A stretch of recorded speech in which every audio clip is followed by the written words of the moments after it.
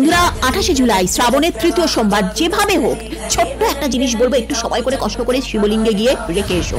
Guarantee দিয়ে বলছি তোমার জীবন পাল্টে যাবে। সেটা কি সেটা বলার আগে বলে দিই যে 28 জুলাই কিন্তু ভয়ঙ্কর খতরনাক একটা দিন, কারণ মঙ্গল রাশি পরিবর্তন করছে, সিংহ রাশি থেকে বেরিয়ে আসছে। আর যখনই কোনো গ্রহ রাশি পরিবর্তন করে তখনই কিন্তু একটা হালচাল ভয়ঙ্কর কিছু ধামাকা হয়। তাই জন্য আগে থেকে সতর্ক করে দিচ্ছি 28 জুলাই মন্দিরে ভিড়ভাট্টার মধ্যে যাবে না। মাঙ্গলিক মঙ্গলের দশা চলছে বা সিংহ রাশি, এই দিন মহাদেবকে আনানের রসের সাথে প্রচুর পরিমাণে বরফ মিশিয়ে অভিষেক করো।